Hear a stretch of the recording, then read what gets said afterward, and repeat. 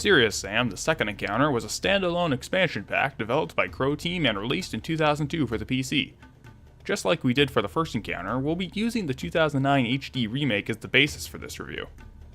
Development on the project began only a couple of months after the launch of the first game, but beyond that we really don't have many unique development details this time around.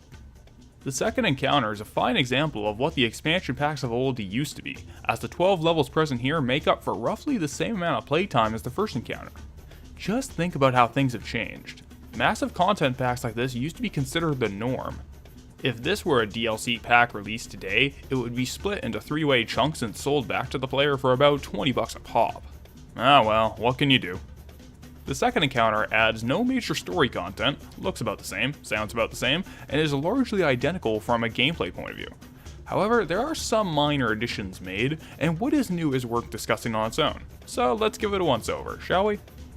Since a lot of my opinions on the second encounter are going to stem from how I felt about the first game, I recommend either watching that video for my full stance on the project, or just taking a glance at this crude chart right here. While missing a lot, it basically sums up my stance on the game. If I had to rate the second encounter on a similar chart, it would look something like this initially. Yeah, the pacing is actually a fair bit faster this time around. While the first level is still a touch slow, it's not long until the second level gets into large arenas with high enemy counts, and by the third the game's giving you most of the arsenal to play around with. From initial impressions, the pacing of the second encounter seems much faster, getting right to the point when the first encounter preferred to take it a bit slower to ease players in. Granted, there is one major caveat in regards to the pacing, but we'll touch on that later. There's also a greater variety of locales that the player visits this time around. Instead of just running around deserts in Egypt, you'll fight your way through Mesoamerican temples, jungles, a European surf town, Santa's village, and finishing off the adventure by going to an old-timey medieval castle. The same issues with the actual level design persist. You're more often than not just running through large outdoor corridors, but the visual variety is a very welcome addition, even if I'm a sucker for the Egyptian aesthetic consistent throughout the first game. As one would expect from an expansion pack, the second encounter adds 4 new weapons into Sam's arsenal, and all act as deserving fits. The chainsaw is a viable melee alternative, easily outclassing the knife and doing pretty solid damage for the most part, but frankly I never really found myself using it. Why risk getting close to the enemies when guns are available? I digress though, it's a very welcome addition. The Serious Bomb is a rare drop that acts as a screen nuke, killing every enemy spawned all around you at once. Sound broken? In most games, yeah, it would be, but this is Serious Sam we're talking about here. Killing most enemies with it results in even more spawning all at once, so it's more like a temporary reprieve rather than a genuine get-out-of-jail-free card. The Flamethrower is an odd one compared to the other guns, as it's primarily a damage over time weapon. A continued spray of fire will do more damage of course, but the weapon is best used on charging crowds to deal widespread damage over the horde rather than taking them out one by one. And another thing in the Flamethrower's favor, it actually acts as a fairly hard counter to the little green marsh hoppers that I hated so much in the first encounter. And the last new toy added this time around is the Sniper Rifle, which is far and away the best addition. The rifle has this bizarre damage property where it does significantly more damage scoped instead of hip-fired, but the benefits very heavily outweigh that odd little quirk. For one thing, the actual damage buff the rifle has when zoomed in is absurd, doing as much if not more damage than the rockets and grenades. The zoom in also has a great deal of range, and there's absolutely no recoil when firing it. The only downside is waiting for Sam to rechamber it, but the rifle's aim is never actually hampered by this, and it's fast enough to never actually be a real issue. It's really one of the most effective guns in the game. The thing is a beast. In contrast to how much the new weapons change things up, the new enemies added don't really shake up the combat. They fall into the exact same 2 archetypes that Serious Sam enemies are placed in, as they either charge at you blindly or shoot at you from a distance.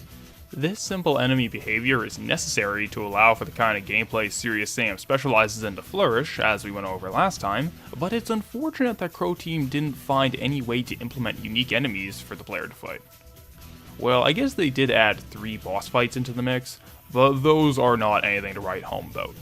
With exception of the second fight, where you have to shoot down the generators at the sides of the arena first, most are just big bullet sponges in the center of a giant wide open arena with a bunch of ads thrown in. They're typical FPS boss fights. When you, say it with me now, shoot at it until it dies. Beyond all of those though, the gameplay here is identical to that of the first encounter. So up until now, it sounds like the second encounter is inherently superior, considering that it plays otherwise exactly the same, but with a load of new features. On paper that would be the case, but the second encounter brings some of its own unique issues into the fold. The two that I personally took an issue with were a small one and one fairly big one. The little one is how, as I was playing, I started to notice how much more gimmicky the fights could be. While the game still gives you that classic open field, hundreds of enemies experience that these games really nail, there are many combat arenas which put in weird sub-challenges that don't really add much to the core shooting. Here's an arena where you slide on ice, here's an arena where the walls are bouncy, here's an arena where the floors are too, so on and so forth. It's never too obnoxious, but it does get noticeable. The number one complaint I do have though is the new structure. You see, unlike the first encounter, which was just one campaign from beginning to end, the second encounter takes a page from the Doom playbook and has 3 individual campaigns. And, just like Doom, when starting one of these campaigns, the player will have all of their equipment taken away that they gathered from the prior levels. To be fair, the first encounter did have a similar level to this where it took away most of your guns for some nonsense reason, but at the very least, most of the inventory was replaced in the very same mission. This change creates a dilemma between the first and second encounters. On one hand, the first encounter has slower pacing overall, taking a handful of missions to really get going, but the game was a constantly escalating ride up until the very end. On the other hand, the second encounter hits the ground running much faster, but the first level or couple levels in each campaign bring the action to a noticeably slower pace, creating this odd structure to the escalation of encounters. Between the two, it's hard for me to say which one I prefer outright, but I suppose I'm partial to the more consistent levels from the first encounter. The challenges were always getting bigger and bigger there, whereas in this game they're more a case of peaks and valleys. And to cap it all off, the core issue of Serious Sam as a series is still here. The games are, to pull a number from somewhere, roughly 90 to 95% gunplay, and if you don't like the shooting itself, there's absolutely nothing here for you. These games are kind of the first-person shooter equivalent of something like Smash TV, or a 2D beat-em-up, as they all have one thing in common. They're games which are almost all combat all the time, and if that sole dedication doesn't appeal to your sensibilities, you're much better off looking somewhere else. Overall, Serious Sam the second encounter is more of the same kind of first-person shooter action seen in the first game, but on the whole I found it to be very slightly weaker than the first encounter.